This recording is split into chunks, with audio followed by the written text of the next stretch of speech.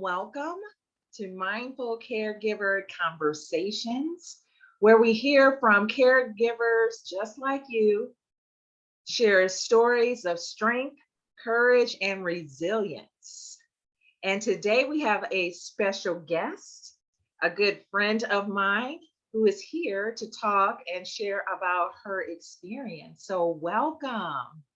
So, Thank tell you. us Thank about you. yourself. Tell us who you are and a little bit about what you do. Well, my my name that I'm known by is Donna also, but I feel like I'm converting to Kimberly, who is a much more easygoing person. I'm 54, about to be 55, and I live with my mother by request from my brother. I don't really go by any titles to describe myself besides, mother, daughter, sister, friend. And so I would say you mostly got Kimberly on the line, but Donna will pop in when she feel need be. All right, thank you. So, Donna, tell us a little bit about the person that you care for. She is my mother. She's 80 years old. And our relationship has been strained most of my life because I chose to disconnect. I have not been treated well by her most of my life. And I have been, in my current knowledge, uh, deemed as the black sheep. Like I didn't really know I was the black sheep, but currently I realized that's what I was made into, the black sheep of the family. Um, and that relationship with my mother, the reason why I moved in with her for me was because I thought that this would afford me a better relationship with her. That because she needed me there to be with her, that I would get all the love and the affection that I've missed all of my life. That was my thought process going into this situation, that she needed me and that I would finally get love. So, my situation is similar. I moved home with my mom for because I was in between places, and I thought it would be a great place to land and kind of gather myself before I moved on. And then the pandemic, and so I've been here ever since. And I thought that it would be an opportunity for us to grow closer and like have a real connection. And that hasn't been so much. And I think that's how what had wanted to have more conversations, to offer coaching, to offer kind of a framework with being a caregiver. And so that's kind of what brought me to this. And then wanting to talk to other people who are actually caring for someone and what their experience is. So wanting that, getting that affection, Donna, what is it actually? What is, say, like a typical day? Well, a typical day is I work outside the home, and so I'm gone from 8 to 5 Monday through Friday. And so in the mornings is literally the only time that I have, that I feel like that I have in the home where I am not trying to move around her in some capacity. And so I leave the house most of the time. I'm supposed to leave about 20 minutes till. I usually leave about 10 minutes till, 15 minutes till. It's a 13-minute drive to my job. And so I'm quite often I'm late, but that's the only time that I really feel what I would consider comfortable is in that morning time when she's still asleep. And then when I get home from work, she's eager for me to come in. She's eager for me to come in, because a lot of times, when I can't deal with what I think she might be dishing out that day, I'll sit in my car upwards to an hour, 2 hours sometimes out front. And so she literally knows when I pull up. So that's how I know that she's eager for me to come into the house. Most of the time, she's eager for me to come in because she wants to discuss what she wants us to have for dinner. But I told her when I moved in that I didn't want her to incorporate me into her dinner process because I am changing prior to moving into her, with her. I've been doing a lot of changes on my diet, on just me, period. My whole self-care situation, what I eat, where I go, how I live. I was in the process of changing all that when I moved in with her. And the big component of that is food. And I'm just realizing literally this past week that everybody has their different vices and the things that they're addicted to, and people are addicted to all types of things. I think that my addiction is food. And so when I moved in with her, it wasn't, and it still is, it's calmed down quite a bit because I've been there a little over a year, maybe 16 months or something like that. And initially it was like what we're going to eat, because I realized also that her love language is food and caring for me people. And so she wants to be able to cook for you and care for you in that way. And I didn't want to be cared for in that way. Not out of rejection. It's just that I don't eat like she eats. I don't eat meat, first of all. I don't do any dairy. And most of her cooking is, hugely meat and dairy, sour cream and cheese, and and I didn't want to be tempted with it, because even though I'm very strong in my meat choices, I'm still really weak in other areas, especially when it comes to cheese and sauce. And I had probably had almost a year up under my belt when I moved in her with her, of letting go of the dairy. I let go of the meat in 2016.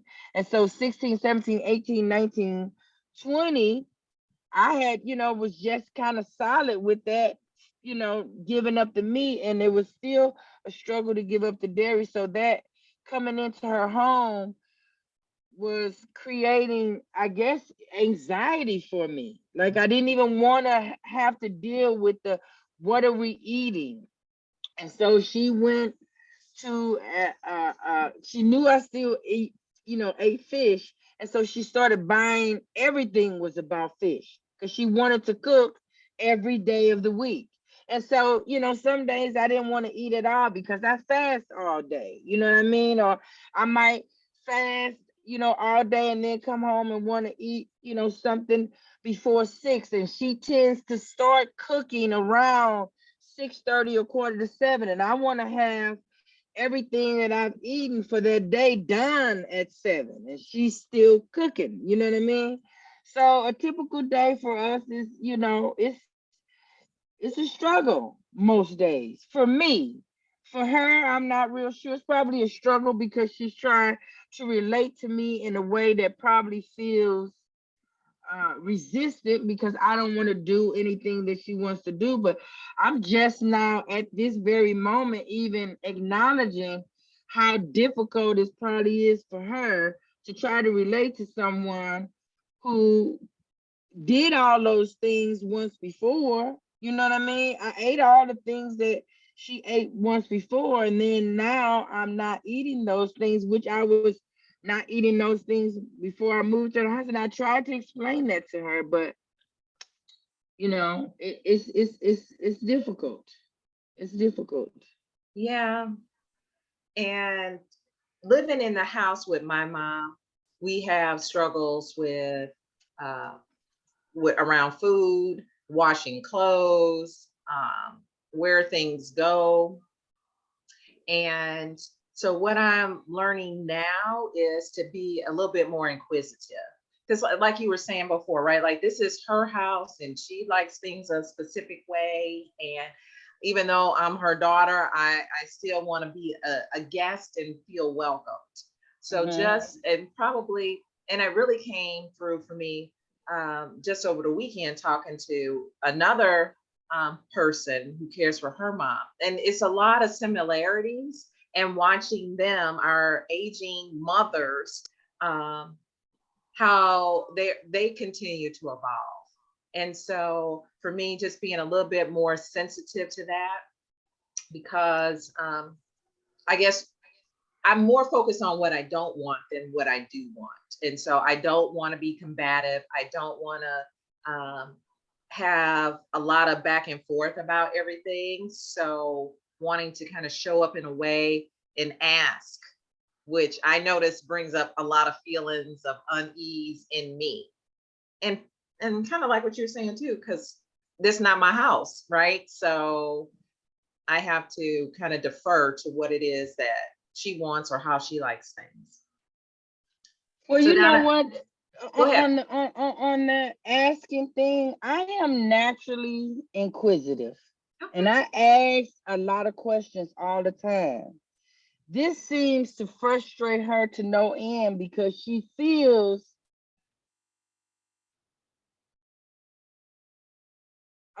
some type of way about the questions that I ask. I think that she personally feels like I think that she's dumb by the questions that she asks. But I mean that I ask her because she's offended by everything that I ask. She's offended by, and she has said, you know, when I answer, you just think I'm dumb as hell.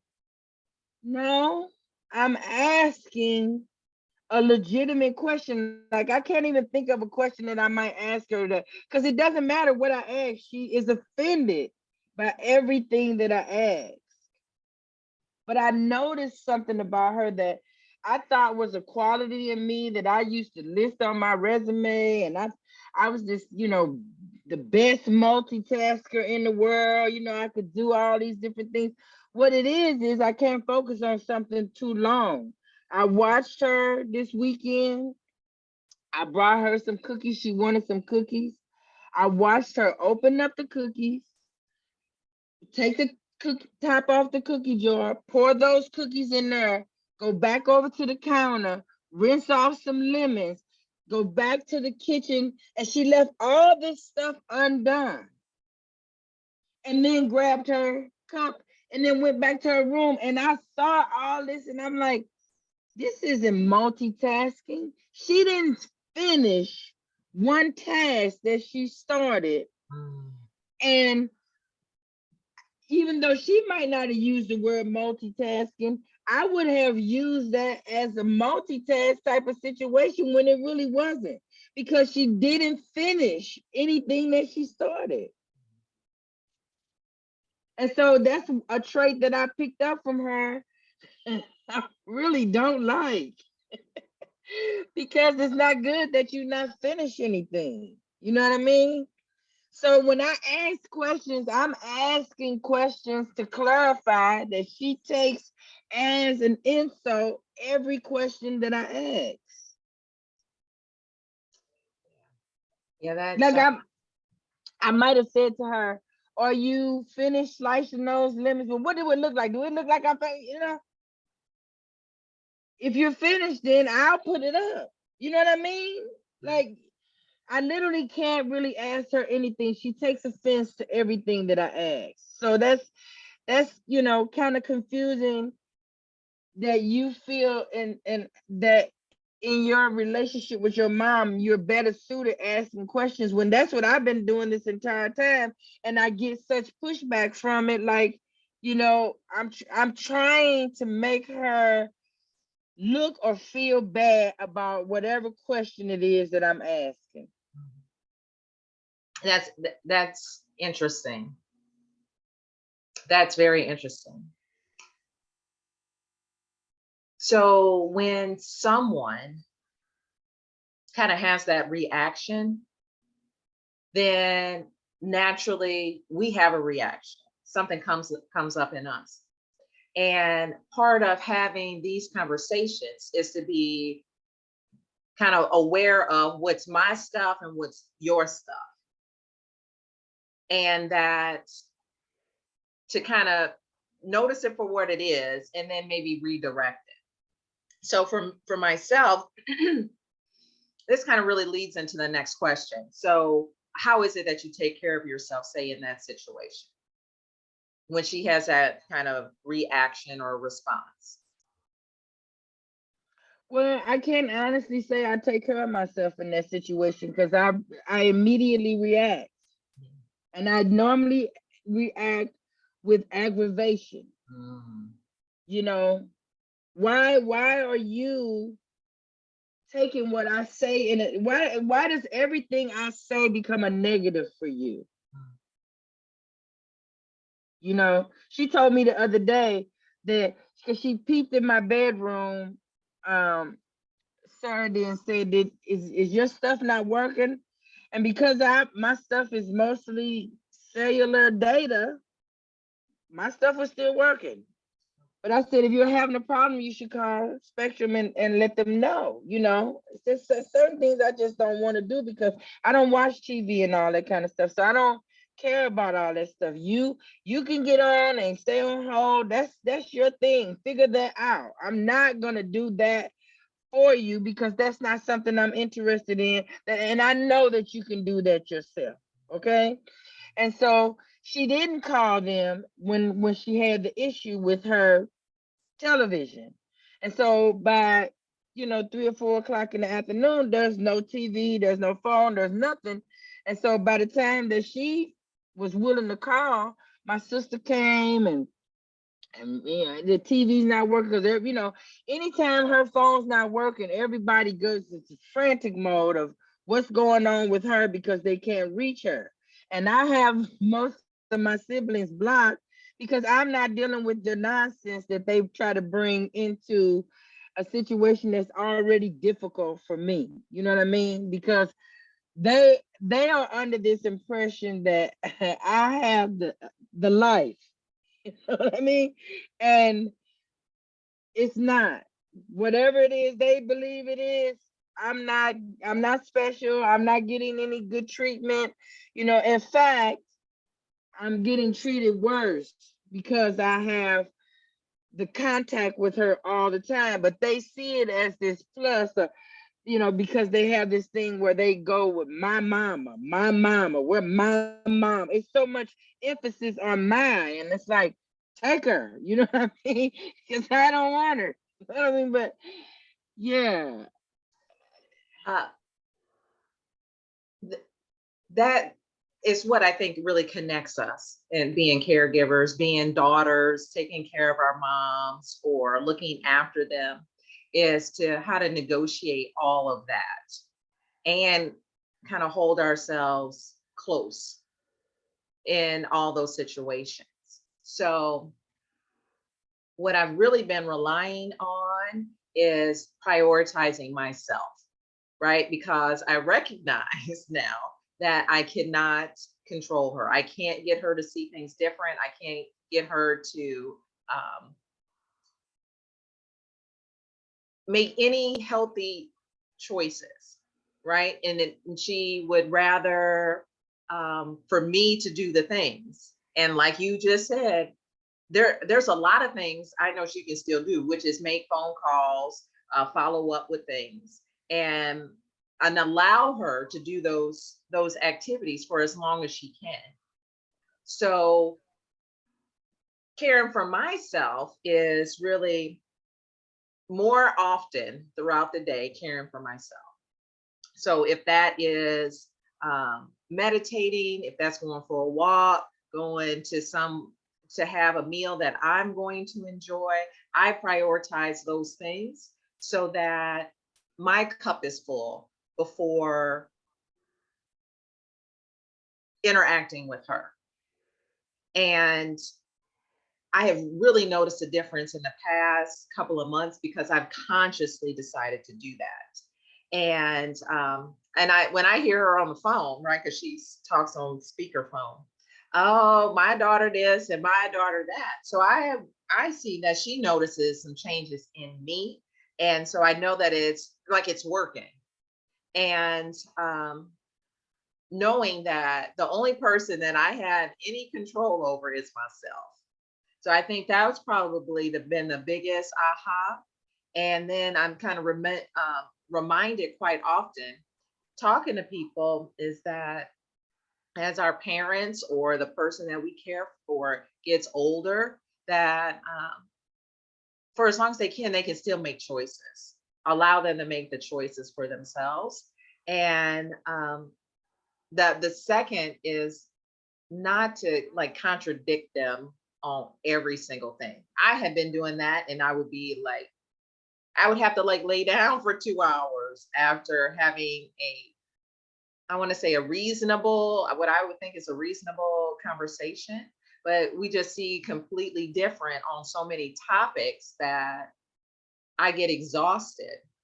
So now I just put myself first at the beginning of the day, the middle of the day, the end of the day, to make sure that all my levels are full before um, I want to say interacting with her. So thanks And for sharing. Go ahead. I will say that I do have some self-care on the way, just simply because I am a lot more aware of interactions with her, or just even knowing and just checking in on how I feel on the inside. I've been doing that more, I would say, in the last 90 days or so. And so I've been trying to figure out and create self-care things for me to do, but um I'm working on that. I'm working on that. That's awesome. So, what is something, a truth or something that you know for certain when talking about caregiving for your mom or for yourself? What's something that you would want other people to know based on your lived experience?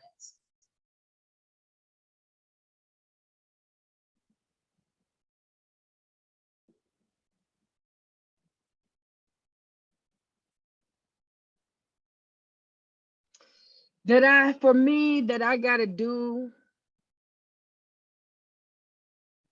that I get to do what I do without worrying about what I'm gonna get out of it. Because that's what I've been doing this entire time, doing it to see if I could get love from her. Mm. And I do get to know her in a way that other people don't have no idea who she is. You know, especially my siblings. The person that she presents on the phone is so polar opposite from the person that I live with every day, that you got to do it because that's what you want to do, and for no other reason. Because if you factor in another reason, you are going to get disappointed, which is going to dissipate your desire to do it. Oh, that is huge. Do it because you want to do it. Like make that choice, make that decision. I Without, think I've made that decision a couple of times and I've reverted yeah. because, but when I've made that decision, the weight that is off of me is so huge. I feel so light. I feel like I literally feel like I can conquer the world from letting go of what she's going to do for me emotionally and mentally. Not expecting her because, truth be told, Donna, I want the fairy tale. I want Mrs. Brady for a mom. And unfortunately, I don't have Mrs. Brady for my mother. So I lived, how about that? I lived in a fantasy world of what I expected from my mother. And when I let that go and live with her with the knowledge that I can help her in ways that she allows me to help her and the ways that she don't, I can't worry about that.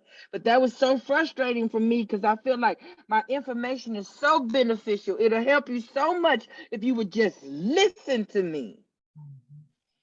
I don't, when I can get into a mode of, because it's literally, I don't want to sound harsh or coarse, or it's like you got to come to a point where you don't care about that. You don't care. And I've done that a couple of times. So I know that I could do it. I got to do it with consistency. That is a gem that you just shared with us, right? To make that decision and hold to it. Do it without expectation Of anything. of anything, to let it go.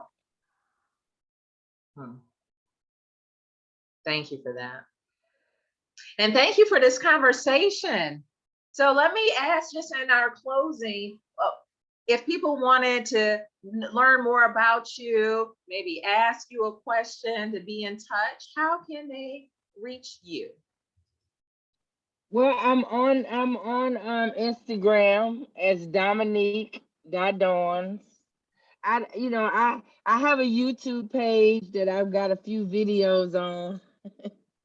But I really wanna